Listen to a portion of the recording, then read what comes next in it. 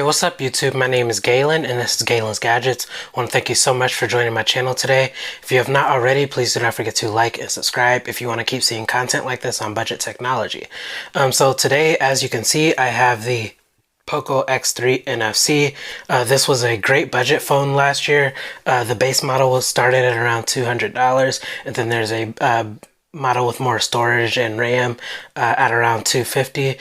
They are really accessible in the United States, so I'm going to be going over my experience with this in the US. This phone was primarily made for like the Indian, the Chinese, and European markets, but you are able to import this into the United States on certain sites and everything, and it is also on Amazon with a few resellers. So yeah, I'm not gonna hold you any longer. Let's get into this video. About to be on, been on this mission since I first left home. Back up my bags like I'm grown. Told myself to show myself to do no wrongs. Like I'm about to be on, been on this mission since I first left home. Back up my bags like I'm grown. Okay, so first off, I'm going to talk about the build quality of this phone. First of all, it is made of plastic, and it's like a glassic type material. It is primarily made of plastic, but they try to make it look like a glass material, and I really like the finish of it. What I don't like is the Poco branding on it. They have the word Poco pretty big along the back of it, but I just cover that up with my Rinky Fusion case. I really love this case for this phone. I do have a video on that a lot of people are liking, so you can check that out. But yeah, the build quality on it is pretty solid. It is a pretty big phone because it has a 6.67 inch display that I will talk about later. I really like how modern the design is. It does have a hole punch camera on the front, so you get a lot of screen. And it also has a lot of really essential, like old school features that have died off, such as a notification LED light on the front. So when you get like a notification, there will be like a white blinking for your notifications. And then also this phone has an IR blaster. I have not seen that in a while. I have not owned a phone with an IR blaster since my LG V20, which was a few years ago. That could just be very useful. You can pair the MIUI remote app to your TV or any other devices that you want to like turn on and navigate through using your phone in case you lose your remote. So I really like that hardware that they implemented in there. The camera bump is pretty big, so you really don't want to drop this on its back. The plastic won't, you really don't have to worry about the plastic back because it's like pretty plasticky. It's not glass, so it won't crack or anything. It will like scratch up, but you won't have to worry about like cracks or anything. But for sure you don't want to drop this on its back without a case because that camera will definitely shatter because it sticks out pretty far. This phone does have a headphone jack as well. I really like that because I use headphone jacks a lot. I do a lot of recording from smartphones, and it's just a lot easier to plug in a lavalier mic with a 3.5mm headphone jack into your phone other than using an adapter. So that's a feature I really like, and I hope to see in flagships again one day. It also does have USB Type-C charging, so that's up to date, and it does have dual speakers. The speakers are pretty average. They aren't the best in the world, but they definitely are not tinny at all. Everything is just clear, but it's not as bass filled as more premium smartphones. So yeah, that's all I have to say about the build quality. Okay, so now to the display on this thing. So it does have a huge 6.67 inch display. It does go up to 1080p, and you do get 120 hertz. I think that's a huge selling point on this phone because other phones at this price definitely are at 60 hertz. So this will have a lot smoother gaming and scrolling. I haven't noticed that much of a difference between 120 and 90, but the difference from 60 to 90 is just insane. So you would really be able to see increase if you have a 60 hertz phone right now. But the display is an LCD panel. I really can only see the difference between the LCD panel and an AMOLED when I have it like right next to my OnePlus phone, because that is like a 1440p AMOLED screen, so it just looks a lot brighter and the blacks are a lot deeper. The colors just look like they pop out of the phone, like almost. That's one of my favorite phone screens of all time on that OnePlus 7 Pro, but this screen isn't bad at all. It's definitely usable, and it's great for watching content. So I have no issues with the screen at all. Okay, some more important like hardware information about this phone is the security options that it has. It does have a fingerprint sensor, and it is on the side. I believe I actually prefer the side over the back. That's just me. It's just a lot easier to do that. And as you can see, it's pretty fast. I think it works about 80% of the time. It's definitely not 100, but it's definitely not like 50 or anything. It's not the fastest in the world, but it is pretty accurate. I'd say it works around 80 to 85% of the time. You also do have the option to use the selfie camera as a face unlock as well, but I don't like to do that just because my muscle memory always reaches for that fingerprint scanner because I use it so much. So yeah, that's what the security is like. Okay, so now I'm going to talk about the performance on this phone. First off, with the network connectivity. So a lot of people want to know, will this work in the United States? And my answer is yes, depending on where you live. So I live in a pretty big city, so I definitely believe I just like have a pretty strong connection by default. So I've had no issues with 4G at all. This will depend on like what bands your area has and what bands this phone has. So I would do a little bit of research and just see like how many bands your area has. And if you want to, if you want more information on that, I highly suggest checking out my friend Rando Tech Info. He definitely provides a lot of good information in terms of network connectivity with foreign phones like this. So yeah, check out his channel. I will leave a link in the description. So in terms of like actual phone performance, your processing power, how fast everything runs, the Snapdragon 732G is no slouch at all. I came from the OnePlus 7 Pro, which had a Snapdragon 855, and going to the 732G, I really didn't notice much of a difference in everyday tasks. I do a lot of social media, so just like scrolling through my phone, opening up apps, scrolling through my feed, just playing a few games.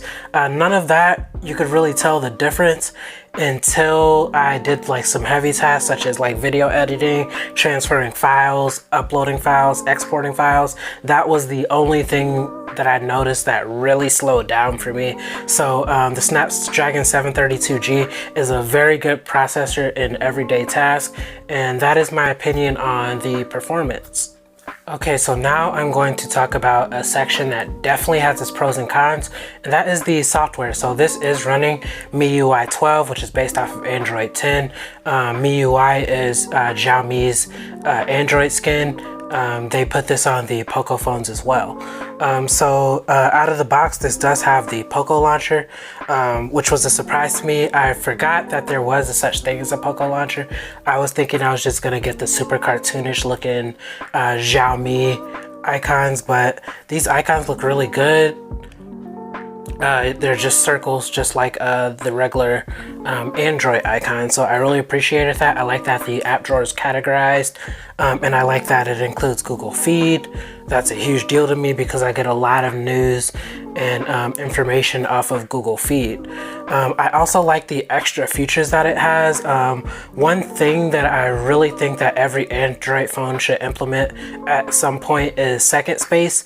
So basically second space, you can create two completely different Android profiles. So you can like set two different home screens. One profile will have some apps, the other profile can have a different completely set of apps. It's basically just having two phones in one device, and I really think that could be useful for something like parents. So you could just like set a profile for your kid, put all games on it, and then you can put all of your business, your Gmail on another one, so you know your kids don't get into that. I really think that should be something that all Android phones should implement eventually. I really like the quick ball feature as well. I use that a lot. It's basically an icon off to the side. You can click on it and then get a few shortcuts. You could also program your side buttons to do what you want. So you could just like double click the volume down to trigger your flashlight, something like that. Yeah, I really like the additional features that MIUI has. So one issue that I did have is with the battery optimization of MIUI. I feel like it's been entirely too strong. I had an issue, especially with Facebook Messenger, where I was just not getting notifications. I really think it had to do with like how strong the battery optimization is, and even after I turned off optimization for that app, I still was not getting all of my notifications out. Literally, I have to go into the app, open a conversation, and then the notifications would fly in. I don't know what that's about, but that's one issue I was having. I assumed it was the battery optimization. So one thing I do want to talk about is the ads on this phone. A lot of people complain about the ads on Xiaomi phones or Poco phones, but it has not been a big deal to me. When I was setting up, I turned off do not allow ads, and then the only time I see ads is when I'm using a stock Xiaomi app, which is never. They have like a stock music player, a stock files app, different things like that. I don't use any of those apps. I use my own music players. I use Spotify now. I use Tidal. I don't use the default Xiaomi app because I don't have any like music stored on this phone to use like the default music player from Xiaomi. I prefer Google Files over the Xiaomi Files app, so I just don't see many ads. The only time I really see an ad is when I download an app. The Xiaomi cleaner will like automatically determine if it's safe or not to download that app, and that's the only time that I see ads. So you'll only get ads if you like force it to push out ads, in my opinion. So that's not a big deal to me. Okay, so now I'm going to talk about the battery life on this phone. So this phone does pack in a 5160 milliamp battery, and it definitely shows. Paired with Xiaomi's aggressive battery optimization, I get like double digit screen on time even on weekends. Like I work a desk job, so I'm always like weird about like tracking my screen on time because I'm not on my phone that much during the day. But even on weekends, I get double digit screen on time, which is just great for my usage. Definitely almost a 2-day phone for me.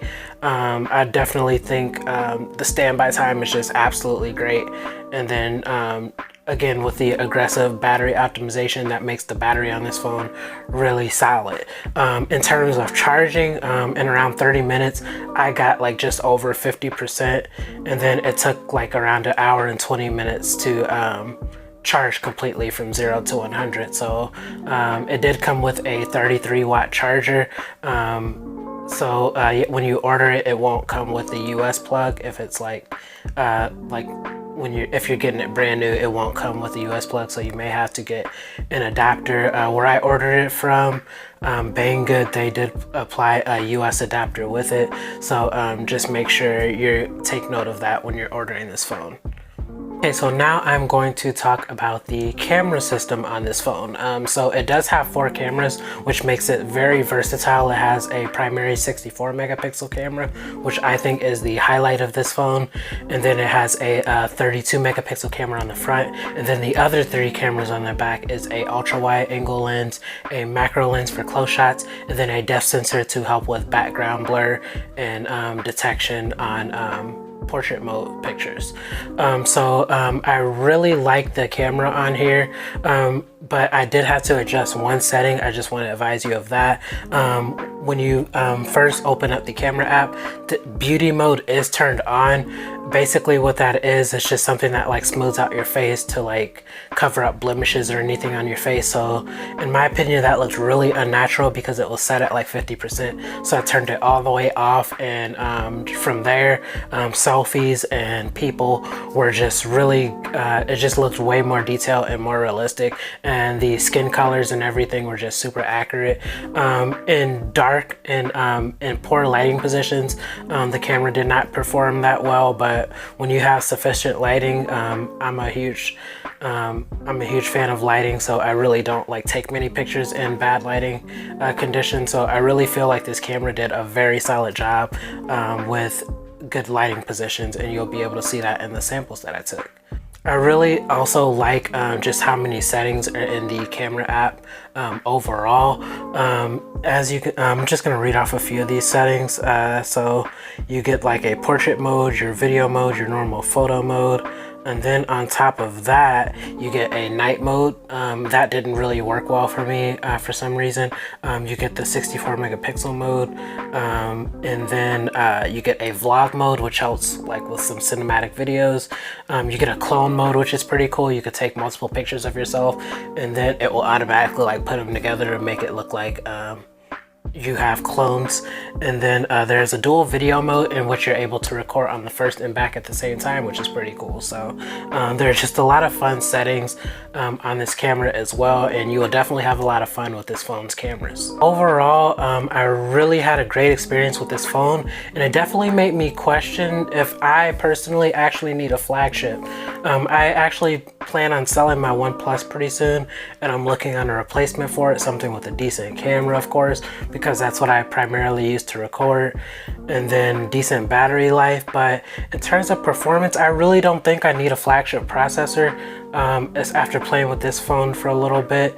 And then I don't think I need like a super good display either, because I've been pretty happy with the display on this 1080p LCD panel. So just having this phone for a few weeks now just made me really question how much I need, and that's what I got from my experience with this phone. So if you have any questions about the phone, leave them in the comments. And again, thank you for watching.